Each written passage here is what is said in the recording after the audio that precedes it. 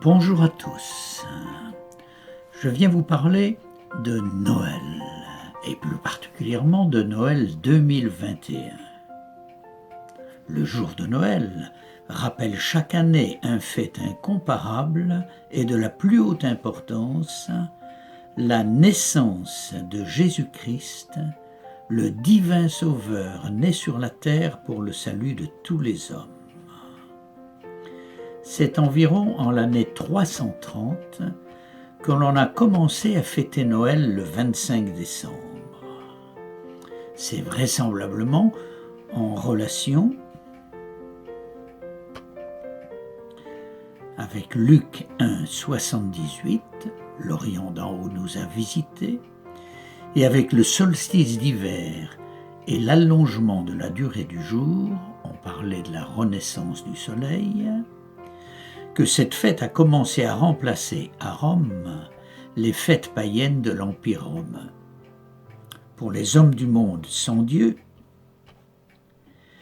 Noël est une occasion parmi d'autres de satisfaire des désirs humains, de manière plus ou moins saine, et quand c'est possible, les familles, les amis se retrouvent pour passer des moments qu'ils s'efforcent de rendre agréables. Pour les chrétiens de cœur, c'est l'occasion de rappeler un peu plus solennellement qu'à d'autres moments la naissance du Sauveur et les conséquences de ce grand et indiscutable fait.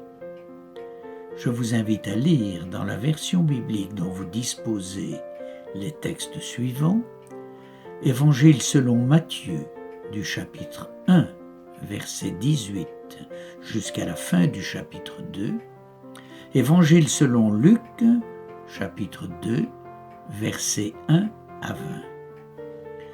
Que s'est-il réellement passé 700 ans après l'annonce du prophète Ésaïe, chapitre 7, verset 14, « Voici, la Vierge concevra et elle enfantera un fils, et on appellera son nom Emmanuel, nom qui signifie Dieu avec nous. Jésus naît. » Le pouvoir donné à César Auguste porte les hommes sans Dieu à croire que cet homme puissant était l'initiateur des circonstances.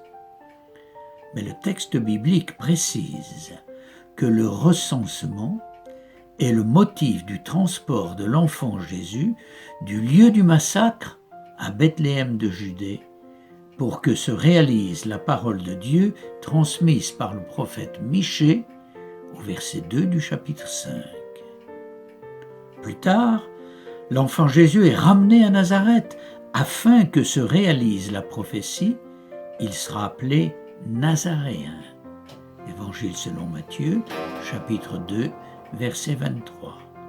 Plus tard encore, alors qu'il est entré dans son ministère, les complots contre lui demeurent sans succès tant que le moment dans lequel il doit être pris pour offrir sa vie en sacrifice pour le salut des pécheurs n'est pas venu. Évangile selon Jean, chapitre 7, verset 30 et chapitre 8, verset 20. Au-dessus des hommes et des circonstances, la maîtrise de Dieu assure le bon déroulement de son plan d'amour envers les hommes pécheurs, vous et moi. L'enfant Jésus, Dieu manifesté en chair, selon 1 Timothée 3, verset 16, grandit et se fortifie. Il est plein de sagesse, Luc 2, verset 43. Devenu homme, il va de lieu en lieu, faisant du bien et guérissant tous ceux que le diable avait asservis à sa puissance. Acte 10, verset 38.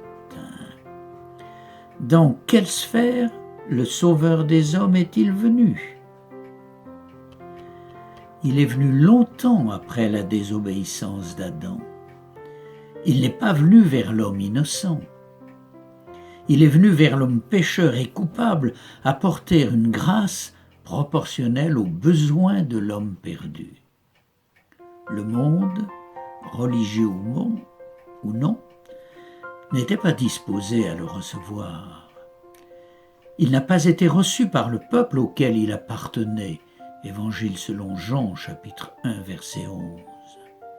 Créateur du monde, il n'a pas été connu malgré les miracles qui rendaient compte de son autorité sur la création. Évangile selon Jean, chapitre 1, verset 10, et récit de l'Évangile selon Marc, au chapitre 4, du verset 35 au verset 41. Il est né au milieu des hommes pécheurs, né d'une humble femme. Il a été couché dans un lieu qui semble inapproprié pour un nouveau-né. Il y avait des places confortables pour d'autres, mais pas pour lui. L'amour par lequel il est venu au milieu des pécheurs dépasse la misère et l'égoïsme humain. En venant sur la terre, le Sauveur a accepté cet accueil-là.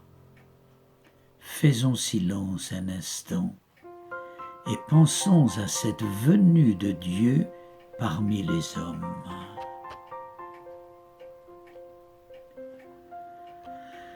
Appréciations et comportements des hommes, attitude de la multitude de l'armée céleste. Les sociétés des hommes négligent et méprisent la venue du Sauveur. Des responsables religieux qui connaissaient les prophéties avaient mûri dans leur cœur une autre conception de la venue du Messie. En conséquence des dégâts faits par le diable dans le cœur de l'homme qui ne croit pas Dieu, la tendance humaine est toujours de faire valoir les pensées et les souhaits humains.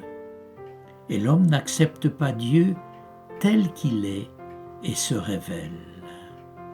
En demeurant opiniâtrement attaché à ces fausses conceptions, l'homme s'interdit l'accès au bonheur présent et éternel que Dieu lui propose en Christ. L'appréciation céleste est différente. L'annonce angélique est un grand sujet de joie car un sauveur est né qui est le Christ, le Seigneur. Immédiatement après cette annonce, une multitude de l'armée céleste loue Dieu et dit « Gloire à Dieu dans les lieux très hauts et sur la terre paix et bon plaisir dans les hommes. » Ce qui émeut le ciel n'est pas un fait céleste, c'est un fait qui se déroule sur la terre et concerne les hommes. Dieu se manifeste sur la terre pour se faire connaître directement et offrir le salut par la foi. La voie du salut passe par la reconnaissance du Sauveur, réalité très largement développée dans la suite du Nouveau Testament. La naissance de Jésus est le moyen de salut pour tous les hommes. Comment bénéficier de cette offre divine ? Simplement en acceptant l'explication que Dieu donne dans sa parole vivante, la Bible.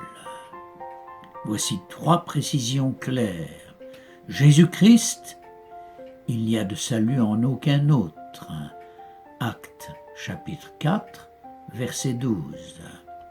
Jésus, notre Seigneur, a été livré pour nos fautes et a été ressuscité pour notre justification. Épître aux Romains, chapitre 4, verset 25.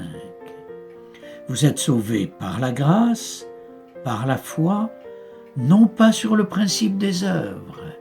Éphésiens 2, verset 8, puis verset 9.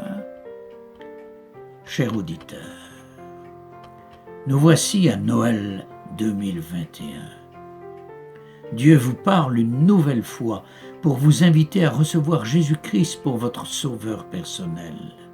Saisissez l'importance de l'annonce angélique. Si vous ne l'avez pas encore fait, dites au Seigneur Jésus, « Seigneur Jésus, je viens me mettre à l'abri du sang que tu as versé pour moi en donnant ta vie sur la croix. Je t'accepte pour mon sauveur. Fais-moi vivre dans ta compagnie, fais-moi jouir de la paix avec Dieu et rends vivante en moi l'espérance d'être pour toujours avec toi dans l'éternel bonheur de ta présence glorieuse. À bientôt, chers amis, dans la gloire magnifique et le bonheur ineffable dans lequel je serai moi-même.